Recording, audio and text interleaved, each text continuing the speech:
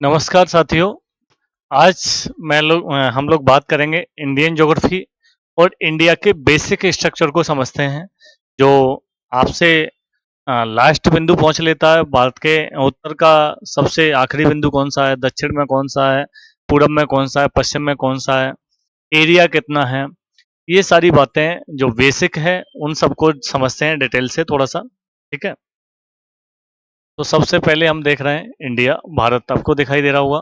ठीक, तो आपसे पूछे ये हमारा सबसे कौन सा पॉइंट हो जाएगा, नॉर्दर्न, उत्तरी।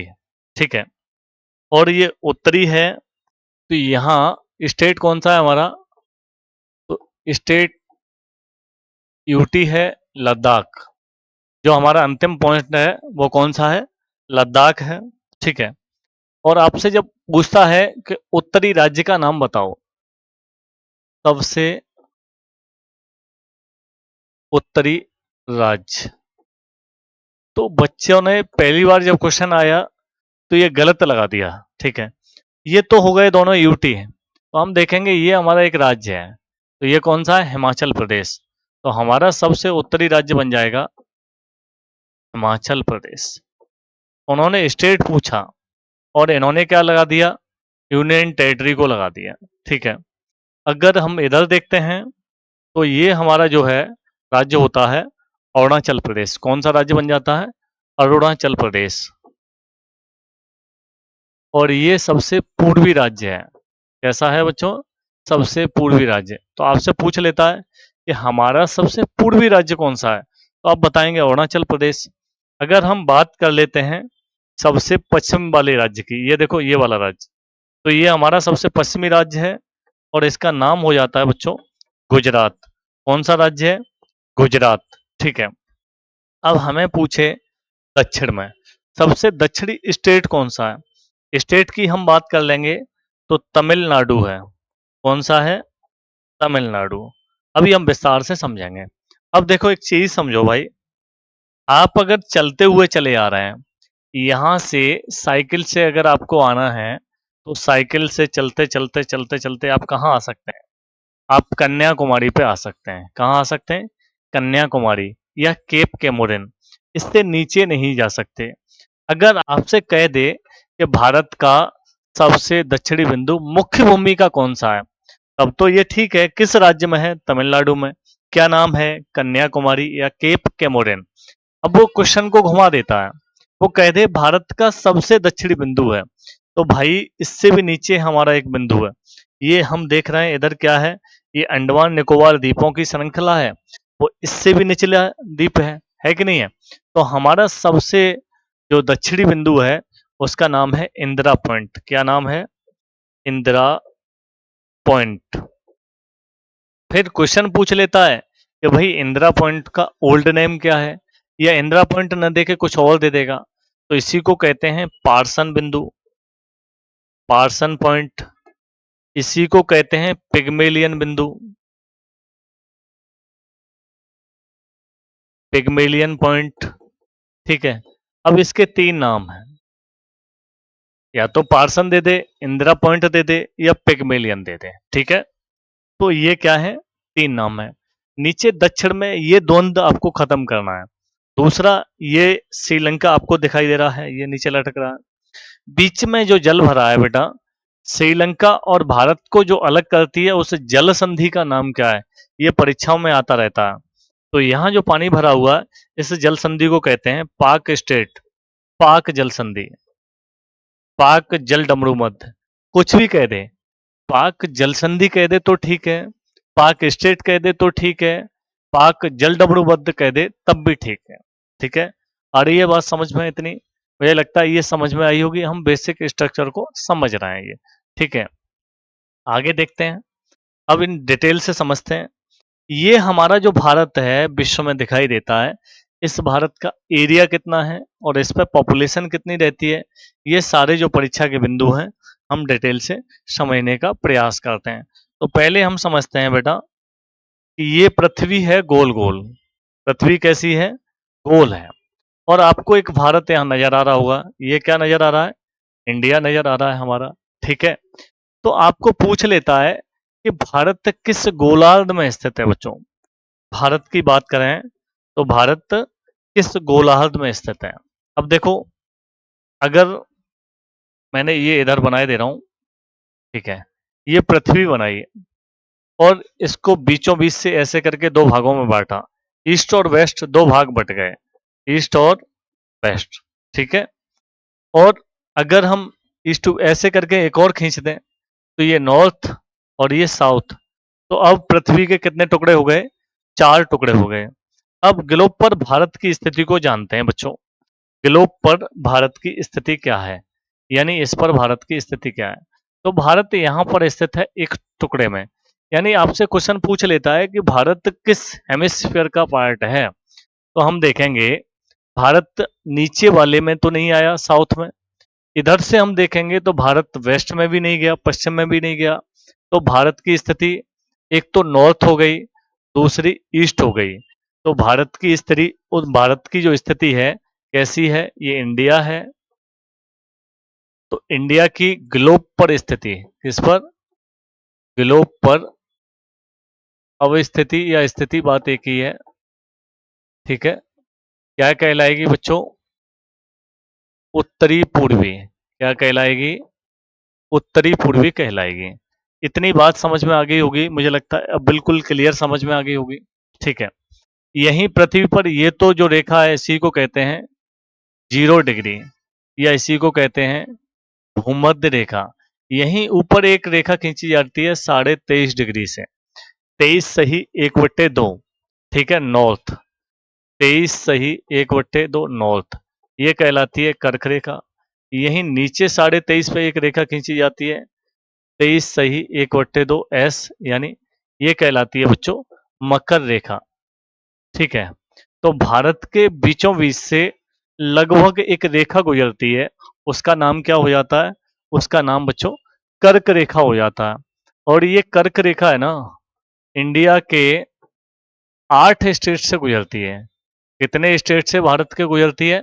8 स्टेट से, यानी 8 राज्यों से गुजरती है।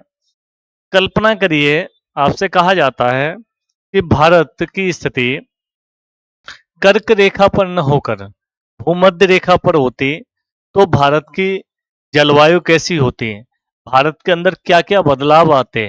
अगर भारत आज तो है कर्क रेखा पर, कर्क रेखा पर न होकर जिस स्थान से कर्क रेखा गुजर रही है उस स्थान से भूमध्य रेखा गुजरती, तो उस समय भारत की स्थिति क्या होती? तो क्या प्रभाव पड़ता? जलवायु पर सीधा प्रभाव पड़ता, ठीक है। तो भारत में अधिक गर्मी होती और भारत के अंदर अधिक वर्षा होती, तो ये प्रभाव देखने के लिए मिलते, ठीक है। यहाँ तक चीजें समझ ली होंगी। अब हम लास्ट पॉइंट की बात करते हैं। सबसे पहले एक एक मुद्दे को देखते हैं। लास्ट पॉइंट यानी अंतिम बिंदु। तो बच्चों, अंतिम बिंदु कौन कौन से हैं, ठीक है। तो हम समझेंगे अंतिम बिंदुओं को इस रेखा के माध्यम से, ठीक है। ये वाला ऊपर हो गया, ये नीचे हो गया, ये इधर हो गया पूरब में, और ये नॉर्थ ईस्ट, ये ईस्ट है, ये वेस्ट है, ये नॉर्थ है, और ये साउथ है। इतना आप लोगों ने समझ लिया होगा, ठीक है। अब देखते हैं हम, सबसे पहले बात कर लेते हैं पूरब की, ठीक है। और देखिए, इससे पहले पृथ्वी पर कुछ काल्पनिक रेखाएं ऐसे करके खींची गई हैं बच्चों, और कुछ रेखाएं ऐसे करके खींची गई हैं, ठीक है। ये रेखाएं खींची हुई हैं, तो अक्षांश रेखाएं और देशांतर रेखाएं, इन्हीं को कहते हैं। अभी थोड़ा थोड़ा समझिए। तो ये पूर्वी जो राज्य है हमारा, सबसे पूर्वी राज्य कौन सा होगा? तो अरुणाचल प्रदेश होगा। एपी से मैंने यहाँ लिख दिया है अरुणाचल प्रदेश। और हमारा सबसे अंतिम में जो स्थान है उस स्थान का नाम क्या है बच्चों? तो इस स्थान का नाम है किवथू। क्या नाम है? किवथू। किवथू 97 डिग्री 25 मिनट कितने पे पड़ता है? जो रेखा गुजर रही है 97 डिग्री 25 मिनट वाली गुजर रही है, ठीक है। अगर हम इधर की बात करें, पूर्व पश्चिम की, पश्चिम में जो पॉइंट है ये गुजरात राज्य में पड़ता है। कहाँ पड़ता है? गुजरात। और गुजरात में भी कच्छ के रण में पड़ता है। कहाँ पड़ता है बच्चा? Run of Kutch. Run of Kutch को लेकर क्वेश्चन बन जाता है, व्हाइट डेजर्ट सफेद मरुस्थल किसे कहते हैं? सफेद मरुस्थल यानी व्हाइट डेजर्ट। यहाँ नमक अधिक है इस मिट्टी में, तो नमक अधिक होने के कारण क्या कहलाता है? व्हाइट डेजर्ट सफेद मरुस्थल। बेटा ये कच्छ का रण एक जीव के लिए संरक्षित है, तो बेटा यहाँ जंगली गधे पाए जाते हैं। क्या पाए जाते हैं?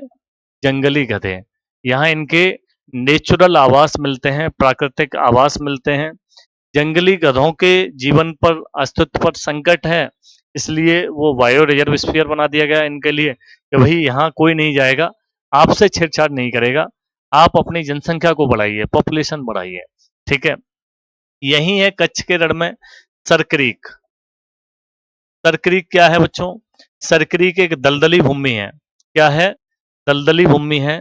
ठीक है, और ये भारत और पाकिस्तान के बीच विवाद का केंद्र है। क्या है बच्चों? भारत और पाकिस्तान के बीच का विवादित ढांचा है, विवादित बिंदु है। इतनी बात समझ में आ गई होगी मुझे लगता है आपको। ठीक है, इतनी बात समझ में आई होगी। और ये 68 डिग्री 7 मिनट पर है। कितने पे है? 68 डिग्री 7 मिनट पर। यहाँ हमारा जो पॉइंट है उस पॉइंट का नाम है गुहार मोती या गौर माता। क्या नाम है बच्चों? गुहार मोती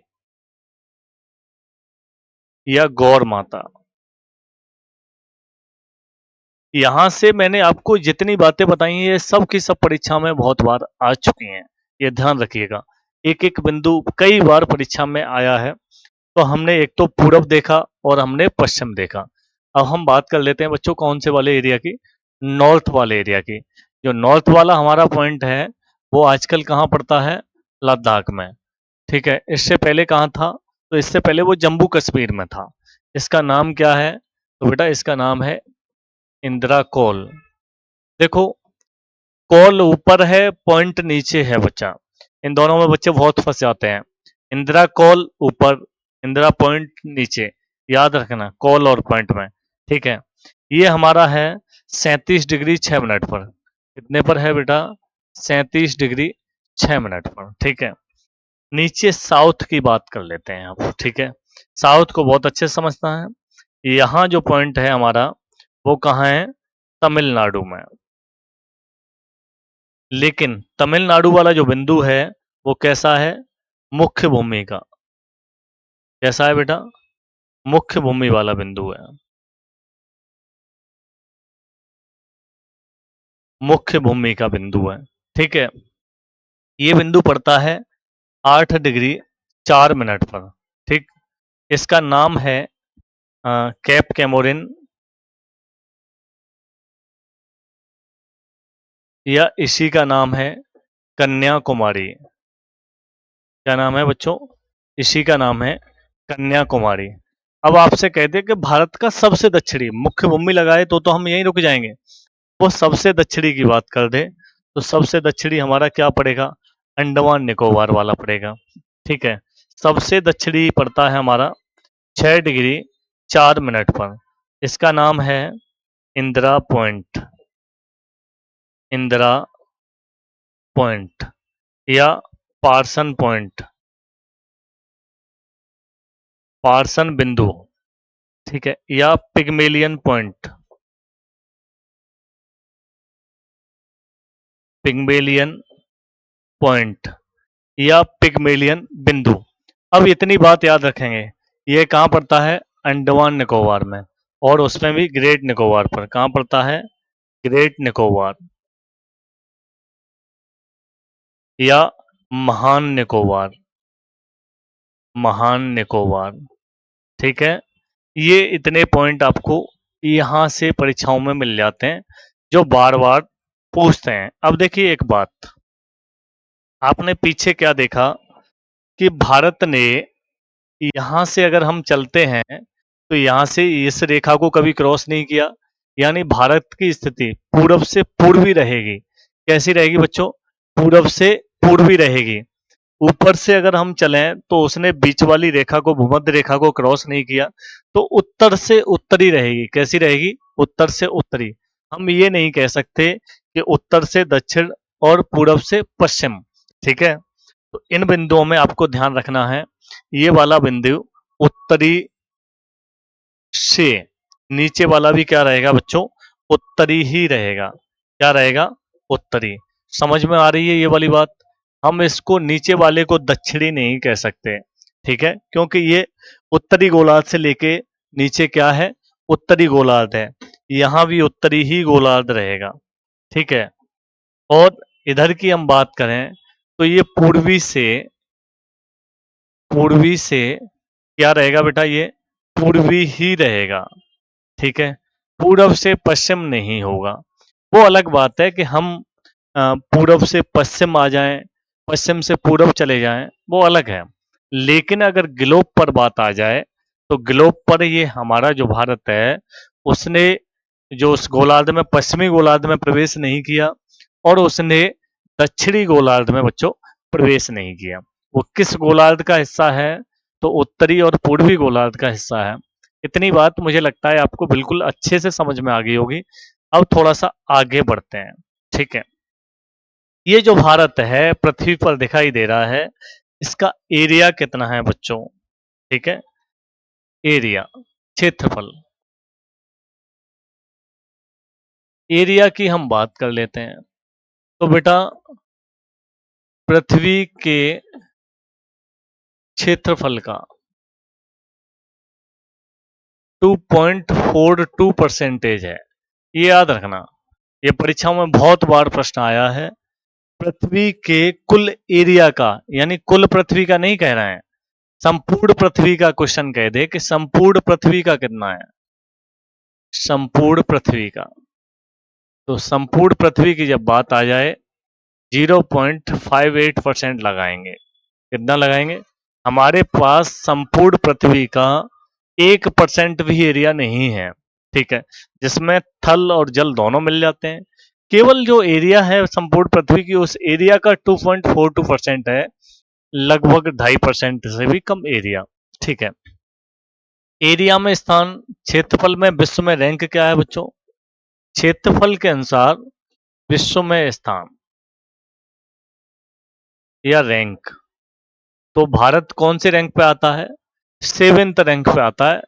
भारत से बहुत बड़े बड़े विशाल देश पड़े हुए हैं। वो देश कौन कौन से हैं? तो एक रूस हो गया, 1 नंबर पे आता है। कनाडा हो गया, 2 नंबर पे आता है। यूएसए हो गया, अमेरिका, वो 3 नंबर पे आता है। बहुत सारे बच्चों के मन में अब सवाल पैदा हो जाएगा, द्वंद्व पैदा हो जाएगा, डाउट पैदा हो जाएगा कि भाई ये यूएसए तीसरे नंबर पे क्यों लिख दिया है, चाइना तीसरे नंबर पे क्यों नहीं लिखा है? कुछ किताबें चाइना को तीसरे नंबर पे बता देती हैं बच्चों, है ना। दरअसल में देखा जाए तो एरिया किसका बड़ा है? एरिया अमेरिका का बड़ा है, ठीक है। एनसीईआरटी इसी को मानती है, जो ऑथेंटिक किताबें उसी को मानती हैं। कुछ लोकल किताबें हैं, वो लोकल किताबें वर्णन कर देती हैं किसका, इस जगह चाइना का। आगे हम देखते हैं और कौन सा आएगा? चीन आ जाएगा, ठीक है। चीन की रैंक 4th है। ये ऊपर नीचे हो जाए तो आपको घबराने की जरूरत नहीं है। क्यों नहीं है? कि यहाँ हमारी रैंक नहीं है तो हमें क्या लेना देना, ठीक है। ब्राजील आ जाएगा 6वें पे, ऑस्ट्रेलिया आ जाएगा, ठीक है। 7वें पे कौन आ जाता है? 7th पे इंडिया आ जाता है। ये इंडिया से बड़े देश आपको दिखाई दे गए होंगे, ठीक है। आपने 6 देश देखे जो इंडिया से बड़े हैं, ठीक है। और 7वें नंबर पे कौन है? भारत है। अच्छा, अब बात कर लेते हैं बच्चों। एरिया है हमारे पास 2.42%। तो भाई पॉपुलेशन कितनी है इस एरिया पर? पॉपुलेशन की बात करें बच्चों, यानी जनसंख्या की बात करें, तो हम एक दूसरे के सिर पर रह रहे हैं, ठीक है। हमारे यहाँ आपने देखा होगा 32 मंजिला 50 मंजिला ये टावर्स बना दिए गए, कैसे भी करके जनसंख्या रह पाए शहरों में, आप देखेंगे। तो भाई जनसंख्या का दबाव 2.42 एरिया पर 17.5%, और ये था बेटा 2011 की जनगणना के अनुसार।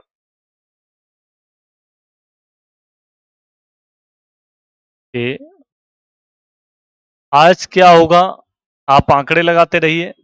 2011 की जनगणना के अनुसार था। कुछ समय में 27 में अभी जनगणना हो रही है, उसके आंकड़े आने की पूरी संभावना है, तो पता चल जाएगा कि इस 2.42% पर आजकल कितनी जनसंख्या है। 19% है, 20% है कि और ज़्यादा निकल चुकी है। दूसरा, पॉपुलेशन में हम रैंक क्या रखते हैं। रैंक की बात करें, स्थान की बात करें बच्चों, तो वैसे तो हम 2 स्थान पर हैं, लेकिन कुछ आंकड़े बताते हैं कि हमने चाइना को पीछे छोड़ दिया है, हम प्रथम आ गए हैं। ये ऑफिशियली तो नहीं बोलेंगे, ठीक है। 2011 के अनुसार हमारी जो जनसंख्या है 121 करोड़ के आसपास है। कितनी है? 1 करोड़ प्लस है, ठीक है। 1 अरब 21 करोड़ कुछ है, ठीक है। इतना ध्यान रखिए। उस समय चाइना की जो जनसंख्या है, चाइना फर्स्ट रैंक पर था, और चाइना की जो जनसंख्या है 145 करोड़ के आसपास थी। कितनी है? 145 करोड़ जनसंख्या चाइना की थी। 121 पर हम थे, चाइना 145 पर था। चाइना का एरिया भी हमसे ज़्यादा है। तो ये तो कुछ ये वाले आंकड़े हैं, ठीक है बच्चों। आगे हम देखेंगे। अच्छा, क्वेश्चनों को अभी बाद में देखेंगे, पहले थोड़ा सा और समझते हैं, ठीक। इंडिया के मैप से ही समझना पड़ेगा हमें थोड़ा सा। मैप पे चलते हैं। देखो बेटा, ये जो मैप है, इस मैप के अगर हम बीचों बीच इसमें यहाँ बीच से लगभग लगभग एक रेखा जाएगी, और बीचों बीच से अगर हम एक रेखा खींचते हैं तो उत्तर प्रदेश, मध्य प्रदेश, छत्तीसगढ़, उड़ीसा और आंध्र प्रदेश होते हुए, और ये रेखा है 82 सही 1/2 ईस्ट, 82.5 पूर्वी। ये क्या है बेटा? ये भारतीय मानक समय रेखा है। भारतीय मानक समय रेखा है, यानी इंडिया की टाइम जोन इसी से निर्धारित है। जो टाइम है हमारा, इसी से निर्धारित होता है। अब देखो, यहाँ से कुछ क्वेश्चंस बन जाते हैं बेटा परीक्षाओं में, और परीक्षा आपसे पूछ लेगी कि आपका एक साथी यहाँ क्योथू में है। आप दो मित्र हैं, नौकरी लगी, आपने कहा चल तू ईस्ट में जा और मैं वेस्ट में जाता हूँ, फिर अपना अपना अनुभव शेयर करेंगे। सुबह सुबह ईस्ट वाला सुबह 5 बजे जैसे ही सूर्य उदय हुआ, मान लेते हैं कि सूर्य कितने बजे उदय हुआ, 5 AM पर, और ये जागता है, ये चाय बनाता है या कॉफी बनाता है। चाय पीते हुए इसको याद आई कि अपने दोस्त को देख लेते हैं, ये जॉगिंग कर रहा है कि नहीं कर रहा है, चाय पी रहा है कि नहीं। और ये बेटा इस समय सो रहा था। क्या कर रहा था? सो रहा था। तो वहां सूर्य 5 बजे निकलेगा, तो यहाँ सूर्य कितने बजे निकलेगा?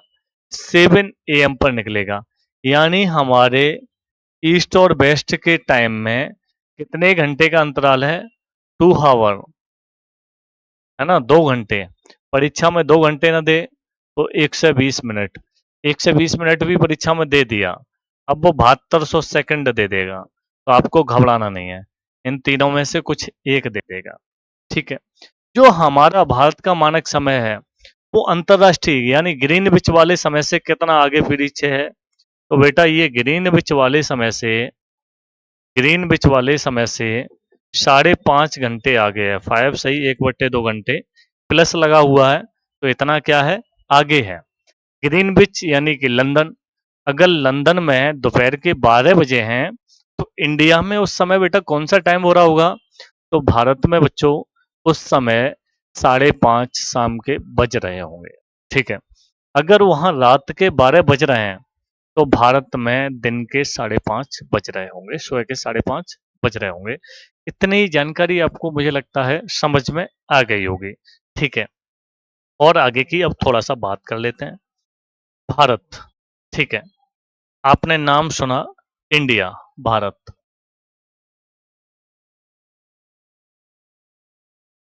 भैया ये नाम के बारे में क्या मेन पॉइंट है? तो भारत को किन किन नाम से जाना जाता था? ओल्ड नेम क्या क्या थे बच्चों? ठीक है। बौद्ध धर्म क्या कहता है भारत को?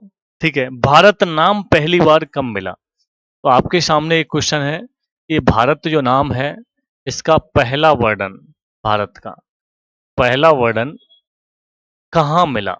ठीक है। तो भारत नाम का जो पहला वर्णन है बच्चों, ये भारत शब्द का उल्लेख कहाँ है?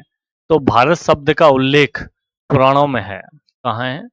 पुराणों में है।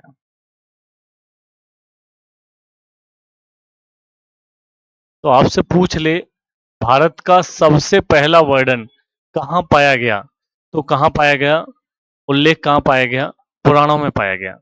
और ये जो भारत नाम है, भारत नाम किसके नाम पर पड़ा? भारत नाम एक जन्म भरत के नाम पर पड़ा। किसके नाम पर पड़ा? भरत के नाम। ठीक है। ये भरत नाम का जो बच्चा है, ये बच्चा बेटा जंगल में खेल रहा था। जंगल में खेल रहा था। तो बताते हैं कि शेर शेर का बच्चा अपनी शेरनी के साथ यानी माँ के साथ जा रहा था। तो इसने पकड़ लिया और इसने शेर के दांत गिने पहली बार। शेर के दांत गिने, ऐसा बताया जाता है। ये मैंने तो नहीं देखा है, अब जिसने देखा हो वही हो जाने। ठीक है, ऐसा मैंने सुना है, वो मैंने आपको बता दिया। ठीक है, कितने दांत होते हैं ये मेरे को मत पूछना, ये तो उस बच्चे ने, भरत ने नाम के व्यक्ति है, उसने गिने हैं। ठीक है, उसी के नाम पे क्या पड़ जाता है? भरत जन्म मिल जाता है। ठीक है, भरत नाम जो है इसका वायु पुराण में उल्लेख मिल जाता है। इस भरत का वायु पुराण में उल्लेख है, वर्णन है। ठीक है, तो आपको पूछ ले भरत का उल्लेख किस पुराण में है? तो वायु पुराण में है। ठीक है, प्राचीनतम नाम और क्या क्या थे भारत के बच्चों, ये देख लेते हैं। इंडिया के और क्या नाम थे? एक नाम था अंजनाभ वर्ष। अजनाभ वर्ष। ठीक है, एक ये नाम था। एक नाम था बच्चों इसका, भारत भारतवर्ष तो सुन ही लिया आपने। एक नाम था जम्बू द्वीप। जम्बू द्वीप। ये जम्बू द्वीप जो नाम है, इस नाम का वर्णन कहाँ मिलता है? और ये जम्बू द्वीप नाम का वर्णन बौद्ध ग्रंथों में पाया जाता है। कहाँ पाया जाता है? बौद्ध ग्रंथों में। ठीक है, ऐसा माना जाता है उस समय जामुनों के पेड़ अधिक थे। जामुन के पेड़ अधिक होने के कारण क्या कहा जाने लगा? इस वाले टुकड़े को जम्बू द्वीप कहा जाने लगा। आगे एक नाम और मिलता है, भारत खंड। क्या नाम मिलता है बच्चों? भारत खंड। आगे एक नाम मिलता है, ठीक है, हाँ, ब्रह्मावर्त या आर्यावर्त। क्या नाम मिलता है? ब्रह्मावर्त या आर्यावर्त।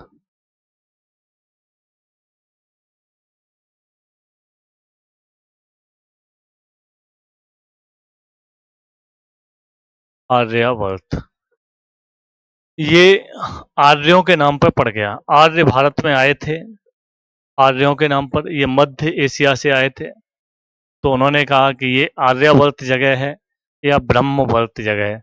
आर्य अपने आप को श्रेष्ठ कहते थे। क्या मानते थे? आर्य अपने आप को श्रेष्ठ मानते थे। ठीक है, आर्यों ने अपने आप को श्रेष्ठ कहा। ठीक। अच्छा, भारत शब्द का उल्लेख कहाँ मिला सबसे पहले पुराणों में? ठीक है, ये आप बता सकते हैं। ये सारी चीजें, हिंदुस्तान फिर नाम आता है कुछ समय के बाद। ठीक है, हिंदुस्तान, और फिर लास्ट में आ जाता है इंडिया। ठीक, क्या आ जाता है? इंडिया। इंडिया शब्द जो नाम है वो किसने दिया? तो ग्रीकों ने दिया। किसने दिया? ग्रीक से आए हुए लोगों ने ये नाम दिया। इतनी बात आपको समझ में आ गई होगी मुझे लगता है। ठीक है, आगे देख लेते हैं। कर्क रेखा भारत के बीचों बीच से गुजर रही है, तो कितने राज्यों से गुजरती है? कर्क रेखा की बात कर लेते हैं। तो कर्क रेखा आपने बीच में मैप पर देखी थी, तो बीचों बीच से गुजरती है और ये 8 राज्यों से होकर गुजरती है। ठीक है, कितने राज्यों से बच्चों गुजरती है? 8 राज्यों से। एक साइड से देखेंगे गुजरात से गुजरेगी, फिर राजस्थान मिल जाएगा इसको, फिर एमपी मिल जाएगा इसको, गुजरात, राजस्थान, मध्य प्रदेश, ये 3 नाम हो गए। फिर और आगे मिलेंगे तो 2 भाई मिल जाएंगे। एक का नाम छत्तीसगढ़ है, दूसरे का नाम झारखंड है। फिर वेस्ट बंगाल मिल जाएगा। फिर आगे चल के त्रिपुरा और मिजोरम 2 राज्य मिल जाएंगे। टीपी से त्रिपुरा और मिजोरम, MZ से मिजोरम। तो 3 और 3 6, 2 8, ये नाम 8 राज्यों के हो गए। ठीक है। इन राज्यों से क्या गुजरती है? कर्क रेखा गुजरती है। कर्क रेखा कौन सी वाली है, परीक्षा में आ जाता है? तो 23 सही 1/2 एन वाली है। इतना ही लिखा हुआ कि कर्क रेखा कौन सी है। 23 सही 1/2 एस लिखा हो यानी साउथ वाली, ये नहीं है। ये कौन सी है? ये बच्चा मकर रेखा है। इस फॉर्मेट में आंसर आ जाएगा, तो आपको घबराना नहीं है, आंसर देना है, तसल्ली पूर्वक देना है। इतनी बातें मुझे लगता है समझ में आ गई होंगी। अब हम लेते हैं इस बेसिक इंडिया के क्वेश्चंस, कैसे कैसे क्वेश्चंस आए हैं उनके जवाब लेते हैं। ठीक है। आपको समझने के लिए मिलता है भारत, बेसिक भारत से जो क्वेश्चन पूछे गए हैं बार बार परीक्षाओं में, वो कैसे पूछे गए हैं, इसको समझते हैं। देखो, पहला क्वेश्चन है आपकी परीक्षा का। नि- निम्नलिखित देशांतरों में कौन सा भारत की प्रमाणिक मध्य रेखा कहलाता है? PCS 2013 में आया हुआ है। तो कौन सी रेखा है भाई? 82.5। और कैसी है? पूर्वी है। 82.5 ईस्ट रेखा है। ठीक है। यही वाली थी, आपने पीछे देखा था। आगे देखते हैं, निम्न में कौन सा देश क्षेत्रफल में भारत से बड़ा नहीं है? आपने देखा रूस भी बड़ा है, ब्राजील भी बड़ा है, कनाडा भी बड़ा है, लेकिन फ्रांस का नाम नहीं था। उसके बाद तो इंडिया ही आ गया था। ठीक है। फ्रांस छोटा देश है, समीक्षा अधिकारी में आया हुआ है। तो कौन सा सही आंसर हो जाएगा? फ्रांस सही आंसर हो जाएगा। अगले क्वेश्चन की ओर चलते हैं। भारत का सुदूर पश्चिम का बिंदु है। अब देखो भाई, पश्चिम में कौन सा था? गुजरात तो नाम है, लेकिन उसने नाम के आगे डिग्री भी लगा रखा है। तो 68 डिग्री 7 मिनट पूर्वी, ये वाला नहीं देना है पश्चिमी, नहीं, ये गलत हो जाएगा। ठीक है। मैंने क्या बताया था? पूरब से पूरब और उत्तर से उत्तर। ठीक है। ग्लोब पर स्थिति MPPS 1994 में आया हुआ प्रश्न है। आगे देखते हैं बच्चों, निम्नलिखित प्रमुख भारतीय नगरों में से कौन सा एक सबसे अधिक पूर्व की ओर अवस्थित है? सबसे पूर्व की ओर कौन सा है? इसमें से जो शहर दे रखे हैं, हैदराबाद है, भोपाल है, लखनऊ है, बेंगलुरु है। आप मैप पर लोकेशंस अगर देखेंगे तो इनमें सबसे ईस्ट में जो दिखेगा हमें, कौन दिखेगा? लखनऊ, न कि भोपाल। ठीक है। आगे देखते हैं, निम्नलिखित में से कौन सा भारत का राज्य कर्क रेखा के उत्तर में स्थित है बेटा? RAS PSC में आया हुआ 2015 में है। कर्क रेखा के उत्तरी साइड में कौन सा पड़ता है? तो बेटा मणिपुर कर्क रेखा के उत्तरी साइड में पड़ता है। कौन? मणिपुर। ठीक है। अगला क्वेश्चन देखेंगे, कर्क रेखा गुजरती है कहाँ कहाँ से गुजरती है? MP से, त्रिपुरा से, मिजोरम से, इन सभी से। कहाँ से गुजर रही है? सभी से। MPPCS 2015। अगले पे आएंगे, आजकल ये वाले क्वेश्चनों का बोल वाला है, तो ऐसे भी देख लीजिएगा कैसे बनेंगे। ये UPPCS 2022 में आया है, लेटेस्ट है। भारत विश्व का सबसे छठा बड़ा देश है। बेटा सबसे बड़ा देश है, लेकिन छठवां नहीं है।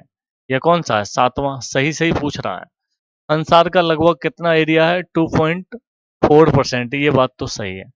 कर्क रेखा देश के बीचों बीच से गुजरती है, जो अक्षांशी विस्तार को 2 बराबर भागों में बांटती है। ये बात सही है।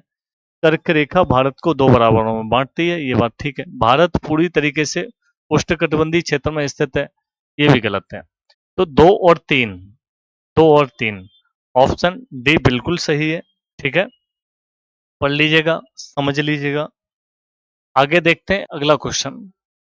भारत में सर्वाधिक लंबी समुद्र तटीय सीमा वाला राज्य है? उत्तराखंड PCS 2006 में। तो बेटा ये सीमा सबसे ज्यादा लंबी किसकी है समुद्र तट की? गुजरात की। गेट जी से याद रखेंगे। ये हो गया गुजरात, ए से हो गया आंध्र प्रदेश, टी से हो गया तमिलनाडु। ये सबसे बड़ी, ये सेकंड नंबर, ये तीसरे नंबर। ये सबसे स्मॉल वाला हो गया। कौन हो गया? गोवा हो गया। ठीक है। तो सबसे बड़े और सबसे छोटे हैं ये आ गए। आगे देखते हैं बेटा, निम्नलिखित जोड़ों में से कौन सा सही नहीं है? झारखंड PCS 2016 में आया। भारत का कुल क्षेत्रफल 3.28 मिलियन वर्ग किलोमीटर है। 32 87 200, हाँ ये ठीक है। भारत का अक्षांशीय विस्तार 8 डिग्री 4 मिनट, सही नहीं है ये पूछ रहा है। ठीक है। 8 डिग्री 4 मिनट उत्तर से, 37 डिग्री 6 मिनट उत्तर, ये भी सही है, ये ठीक है, ये भी ठीक है। भारत का अक्षांशीय विस्तार 68 से 9725, ये भी ठीक है। भारत में राज्यों की संख्या 26 है। बेटा ये वाला गलत है। भारत में राज्य कितने हैं इस समय? 28 और 8 हैं, तो 26 तो नहीं है। ठीक है, आगे देखते हैं। निम्नलिखित में से कौन सा नगर कर्क रेखा पर स्थित है? भाई कर्क रेखा पर प्रॉपर कौन सा पड़ जाता है? आईएएस 1999 में आया है, बीकानेर, भुज, भोपाल। तो एमपी का भोपाल किस पे पड़ जाता है? मध्य प्रदेश से होकर जा रही होती है और भोपाल से गुजर रही होती है ये रेखा।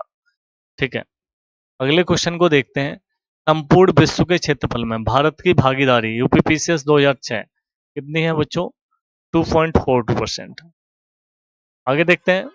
यदि भारतीय मानक समय आईएसटी को निर्धारित करने वाली मध्य रेखा को प्रधान देशांतर रेखा दर्शा दिया जाए तो अंतरराष्ट्रीय तिथि रेखा का देशांतर क्या हो जाएगा? आईएएस 2001 में है, तो बच्चों ये हो जाएगा 97 डिग्री 30 मिनट पूर्वी देशांतर।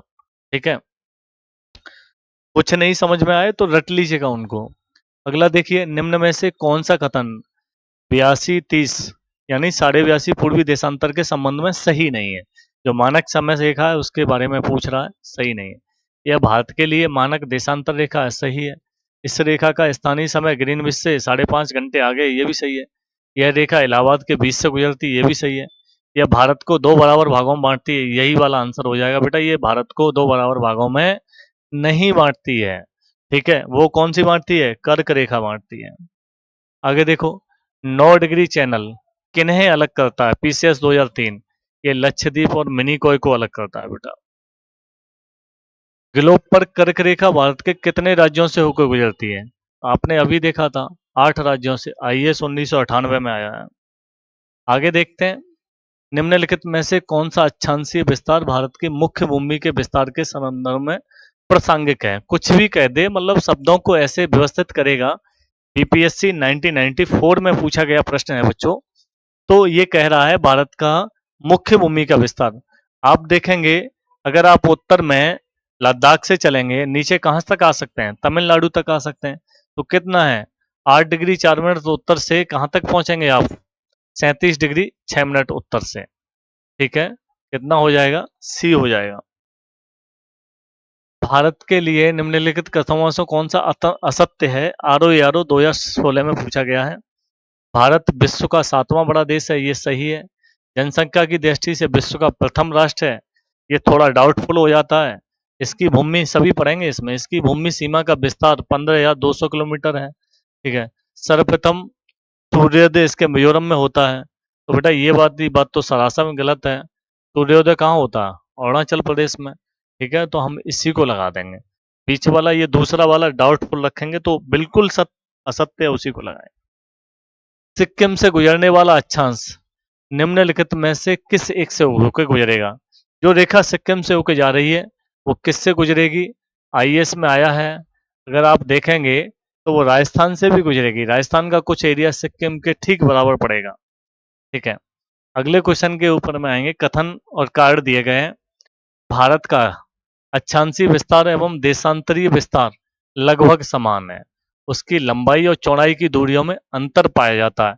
ये वाली बात बिल्कुल करेक्ट है। क्योंकि कार्ड के लगाएंगे तो क्यों कर दें? क्योंकि भूमध्य रेखा पर ही देशांतर रेखाओं के बीच की दूरी सर्वाधिक होती है, क्रम से कम होती हुई ध्रुवों पर शून्य हो जाती है। तो बेटा ये बात बिल्कुल सही है और इसकी पुष्टि भी सही हो रही है।